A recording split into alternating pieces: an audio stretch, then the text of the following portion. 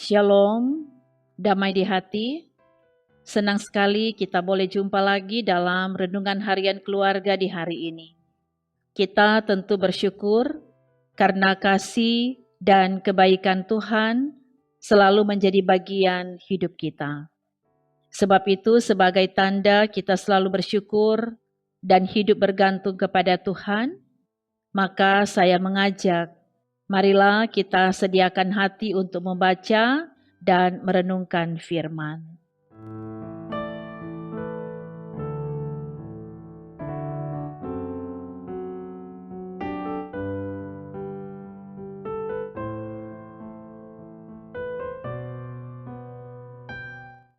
Sebelum baca dan renungkan firman, mari berdoa. Ya Tuhan Allah, Bapa di dalam Yesus Kristus, kami sangat bersyukur Engkau selalu memelihara kehidupan kami di dalam kasih anugerah dan berkat-berkat-Mu.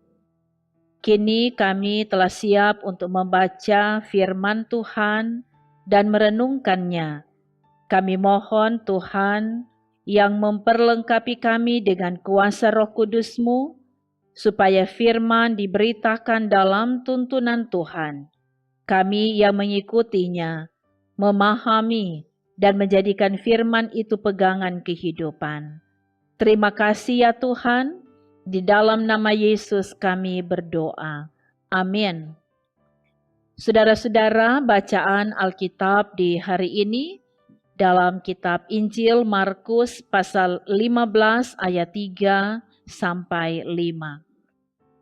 Markus pasal 15 ayat 3 sampai 5 bunyinya demikian. Lalu imam-imam kepala mengajukan banyak tuduhan terhadap dia.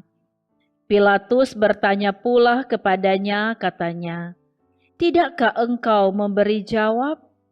Lihatlah betapa banyaknya tuduhan mereka terhadap engkau."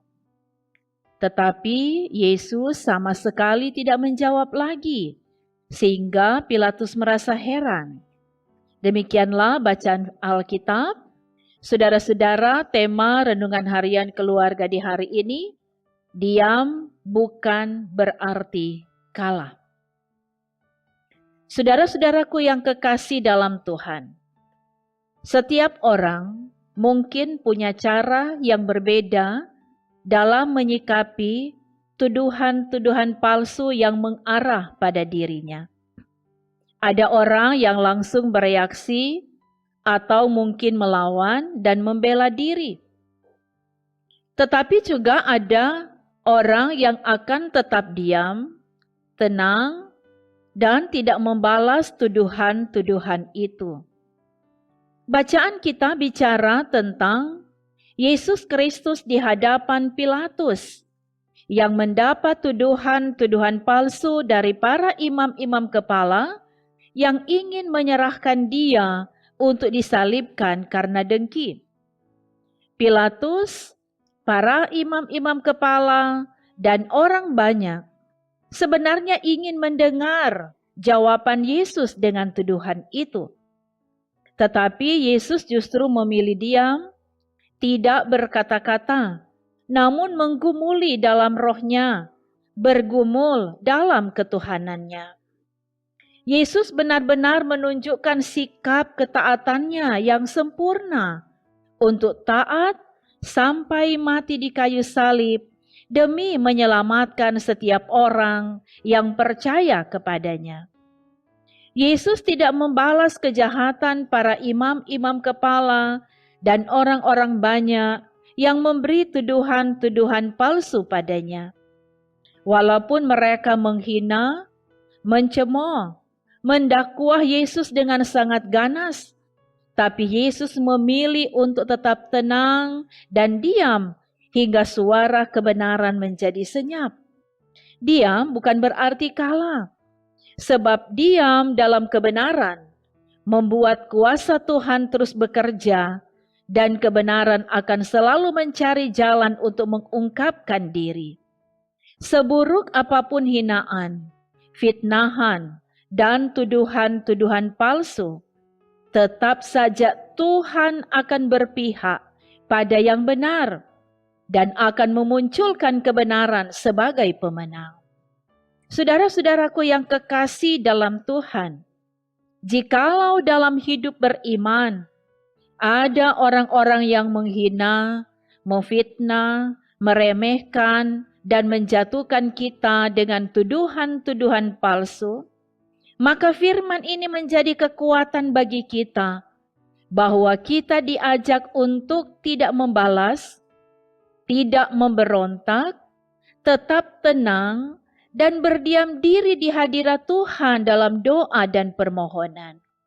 Biarkan Tuhan yang bertindak dengan kuasa-Nya yang sempurna untuk membenarkan orang yang hidup dalam kebenaran. Dalam kitab Mazmur pasal 37 ayat 5 dan 6 katakan, serahkanlah hidupmu kepada Tuhan dan percayalah kepadanya, dan Ia akan bertindak. Ia akan memunculkan kebenaranmu seperti terang dan hakmu seperti siang. Memilih diam dalam kebenaran bukan suatu kekalahan, melainkan bukti suatu kemenangan iman. Amin. Mari kita berdoa. Saat ini ya Tuhan, menyatu hati kami menyembah, memuji dan memuliakan Engkau, Allah yang adalah sumber kebenaran. Bersyukur karena kebenaran firman-Mu sudah diberitakan bagi kami. Dan biarlah kebenaran firman ini menjadi kekuatan baru bagi kami dalam menjalani hari-hari kehidupan beriman kami, yang kadangkala diperhadapkan dengan berbagai pergumulan, tantangan, dan persoalan. Bahkan firman mengingatkan supaya kami tidak membalas kejahatan, tetapi kami memilih diam untuk ada di hadirat Tuhan, berdoa dan bermohon kuasa Tuhanlah yang akan terus berlaku dalam hidup kami. Kami sangat yakin bahwa Engkau Tuhan selalu berpihak kepada kebenaran. Karena itu, firman mengingatkan kami untuk selalu melakukan kebenaran di hidup ini.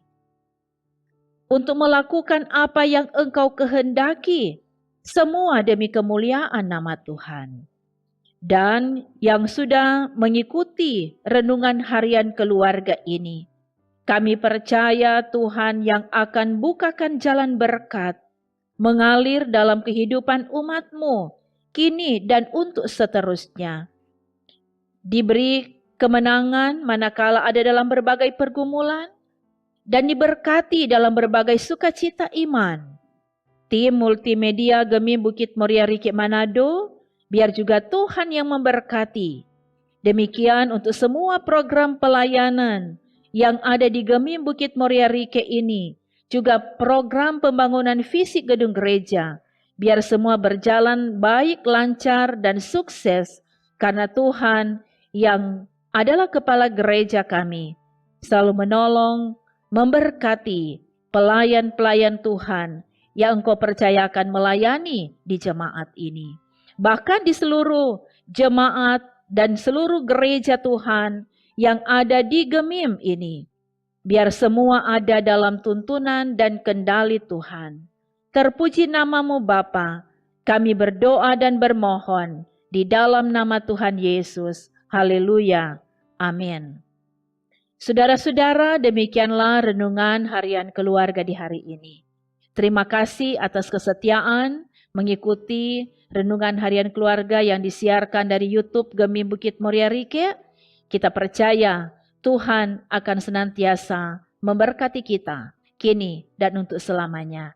Terima kasih. Shalom.